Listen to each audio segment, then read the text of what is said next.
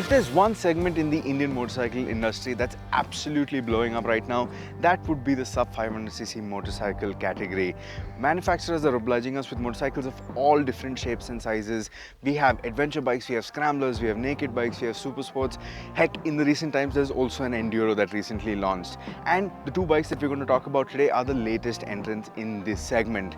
Welcome to our first ride review of the Brixton Crossfire 500X and the XC. In this video, I'm going to be telling you who and what Brixton exactly are, whether or not you should consider getting these motorcycles, what they are like to ride, and if they deserve your hard-earned money. But before I get into all of that, don't forget to like this video if you enjoyed this content, share it with like-minded enthusiasts, and smash that bell icon to stay notified for all of our video drops.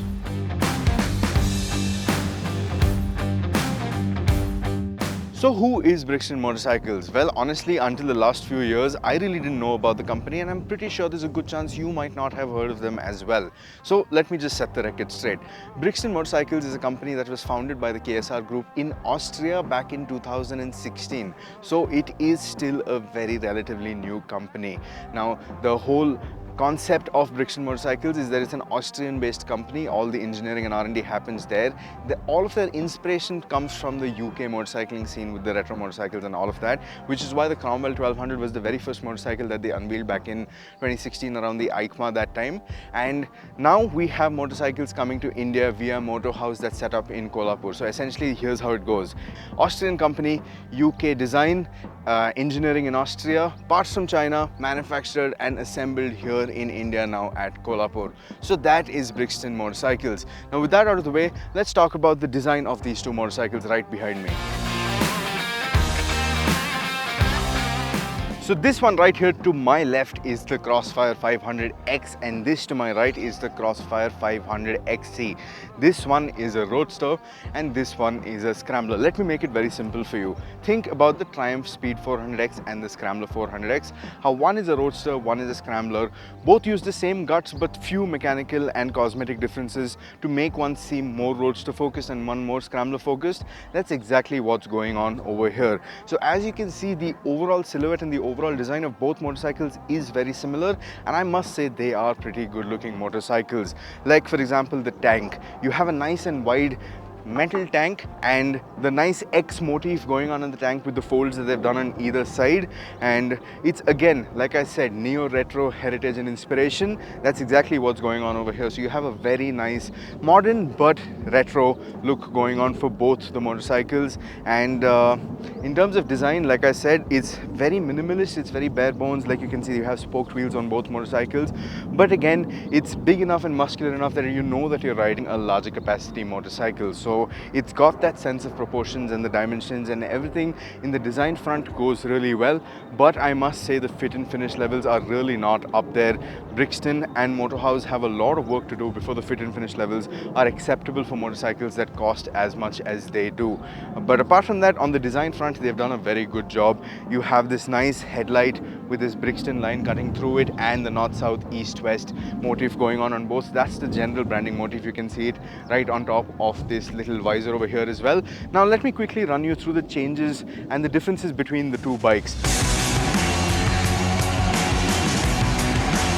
So let's talk about the cosmetic differences between the two motorcycles. The mechanical differences I will get to a little bit later in the video, but let's start with the cosmetics first. As you can see, this has a nice tall scrambler-like fender that has a proper closer to the wheel fender. If you look at the headlight, the units are the same, but this gets this nice headlight guard over here and this top little shield on top.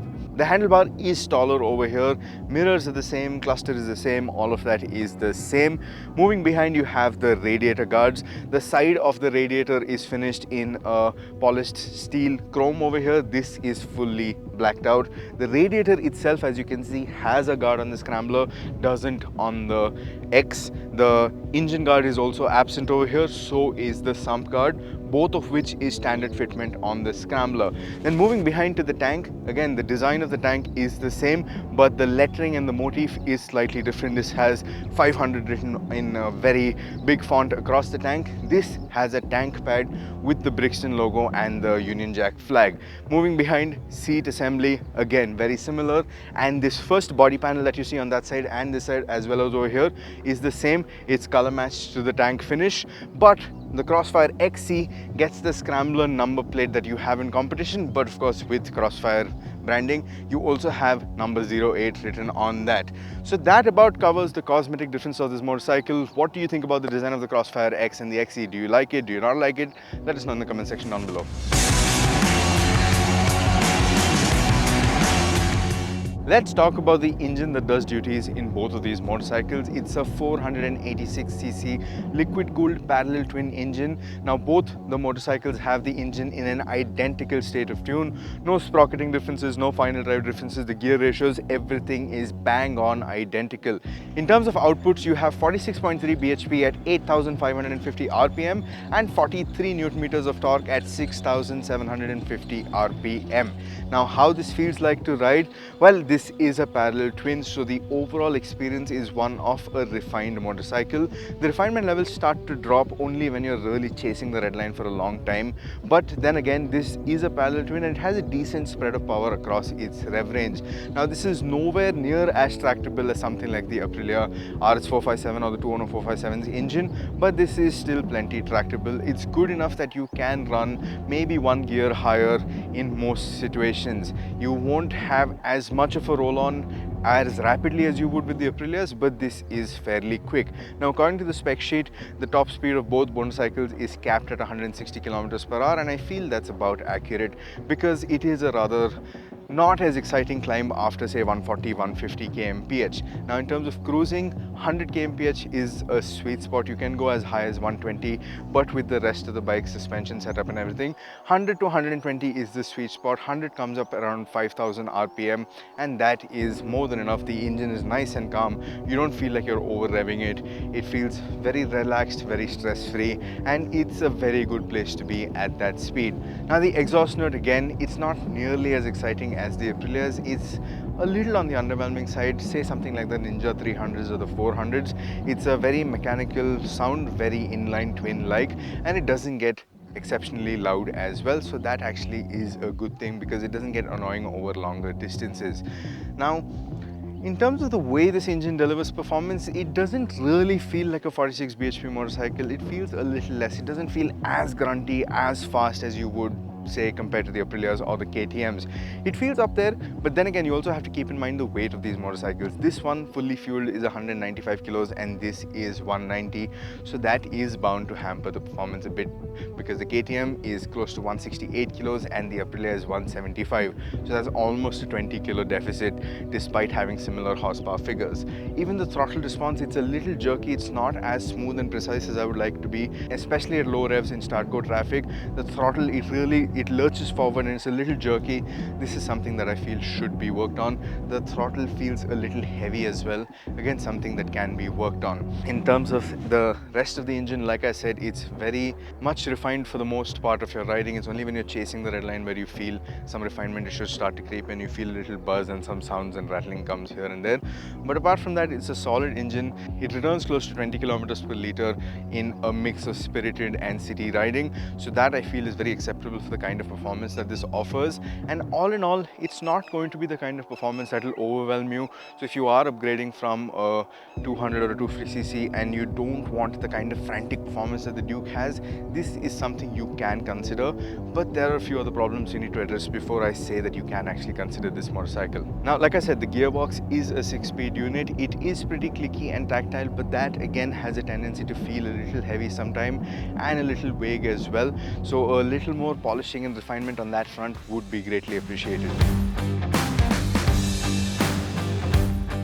Now, before I get to the ride and handling of both the motorcycles, let me quickly run you through the mechanical changes between the two, because this after all is a roadster, that is a scrambler, and there are a few key functional differences between the two. Okay, so starting with this gets a 17-inch front wheel, that gets a 19-inch front wheel. In terms of suspension, you get 41mm upside down forks, but this gets compression adjustability with 115mm of travel at both ends, and you get pre-roll adjustability at the rear.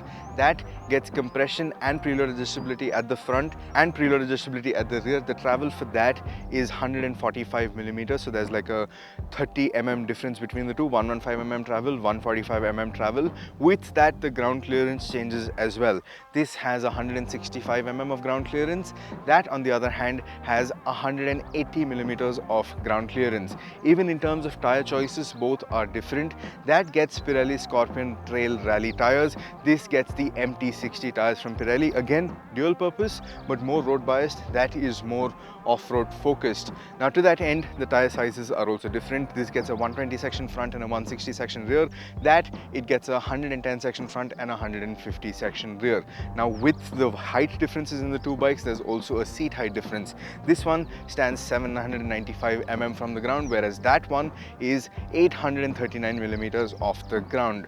The rest of the hardware is more or less identical. You get the same brakes. The handlebar position is a little taller on that, but the foot peg positioning is the same, and the electronics on offer are the same as well.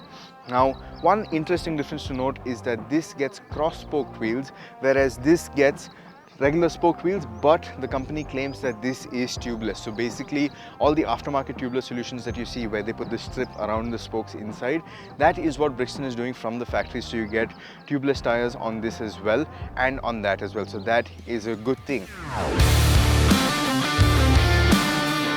Now, what are these motorcycles like to ride? Well, right off the bat, I'm going to tell you that they're not the sharpest tools in the industry, and they're not really trying to be. Let me quickly sit on this and show you what the seat positioning is like. Now, this, like I said, 795 mm seat height. It's fairly easy for me to get my foot down, but it is fairly wide at the waist. So that means that your legs are getting splayed out a bit. So as you can see, my knees are facing outward by default unless I actually push it in, and the foot pegs are fairly mid-mounted, and you're reaching to a nice wide handlebar.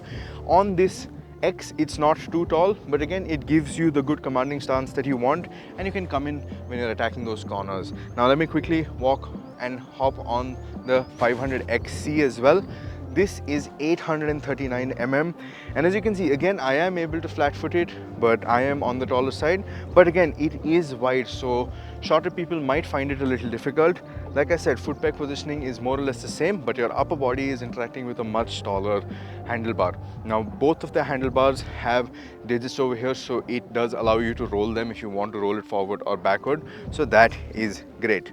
Now, in terms of ride and handling, both bikes offer a very similar experience, and they also are dissimilar in a few ways.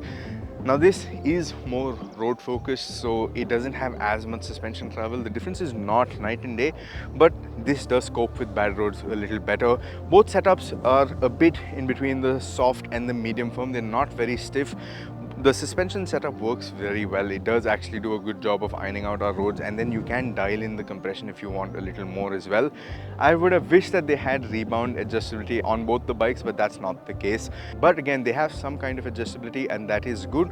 But the mean setup, it works well. You can of course dial up the preload with your weight, and you will get a better riding experience out of it. So the way it rides is very good, but in terms of the handling, it's not the sharpest out there. The steering, it does feel a little heavy on both, but once you understand that, they are actually very competent handling motorcycles. The tires on both do a very good job of giving you grip and confidence even when the situations are wet and slippery.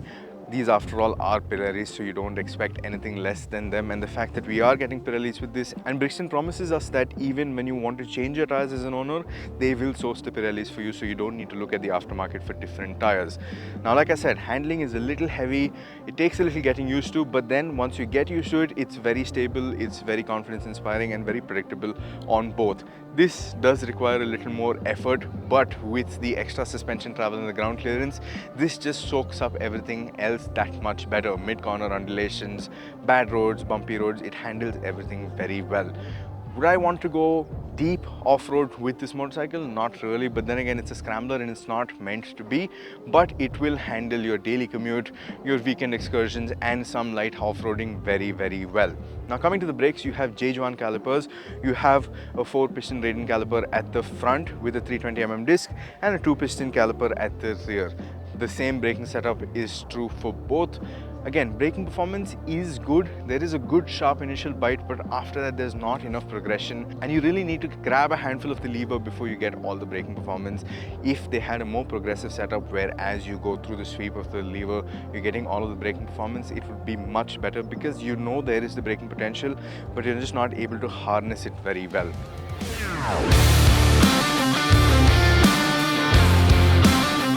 Now in terms of comfort, both bikes, like I said, very similar ergonomics triangle, very similar seats. The seats are fairly comfortable. We did a 200-kilometer day the other day, and my butt didn't really have much to complain about. It was a good place to be. If I were to pick one of the two to live with on a daily basis, I would pick the Scrambler, because in terms of its road handling, it's very close to this, but at the same time it's also able to devour bad roads much better. Again, it doesn't have the sense of plushness that the Himalayan does, but it is still a very competent package, and to that end it does need some fixes, but as it is right now I would pick this over the two. What would you pick? Let us know in the comment section down below.